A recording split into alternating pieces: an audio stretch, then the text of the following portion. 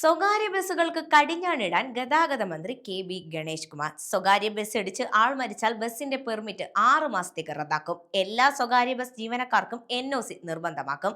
സ്വകാര്യ ബസ് ഡ്രൈവർമാർക്ക് ഘട്ടം ഘട്ടമായി പരിശീലനം നൽകും. ബസ്സുകളുടെ മത്സരയോട്ടം തടയാൻ ജിയോ ടാഗ് വെക്കും. സമയം തെറ്റി ഓടുന്നത് തടയാൻ സ്വകാര്യ ബസ് ഉടമകളെ തന്നെ ചുമതലപ്പെടുത്തും. പെർമിറ്റിൽ നൽകിയ സമയം മുഴുവൻ ബസ് ഓടണം. ഇല്ലെങ്കിൽ പെർമിറ്റ് റദ്ദാക്കുമെന്നും മന്ത്രി പറഞ്ഞു. പുതിയ നയങ്ങളെക്കുറിച്ച് ബസ് ഉടമകളുമായി ചർച്ച നടത്തുകയും ചെയ്തു മന്ത്രി. മേൽപ്പറഞ്ഞ നടപടികളെ കൂടാതെ എല്ലാ ബസ്സുകളിലും ക്യാമറ സ്ഥാപിക്കും. ഇതിന് മാർച്ച് മാസം വരെ സമയം നൽകും. ഇത് കൂടാതെ ബസ്സുകളെ പറ്റി പരാതി പറയാൻ ബസ്സിൽ ഒരു നമ്പർ വെക്കണമെന്നും മന്ത്രി കൂട്ടിച്ചേർത്തു.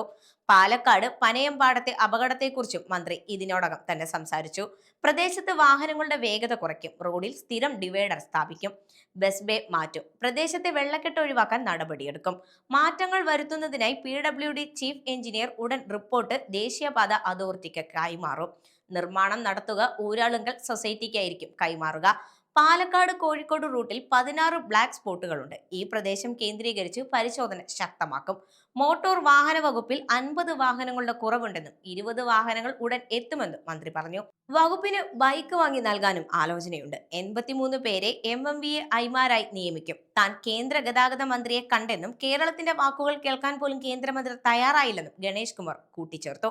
കേരളത്തിലെ ജനങ്ങളെ ശ്വാസം മുട്ടിക്കാൻ തന്നെയാണ് കേന്ദ്ര നീക്കം. ദേശീയപാത നിർമ്മിക്കാൻ വലിയ ത്യാഗമാണ് മുഖ്യമന്ത്രി ഏറ്റെടുത്തതെന്നും ഗണേഷ് കുമാർ പറയുന്നു.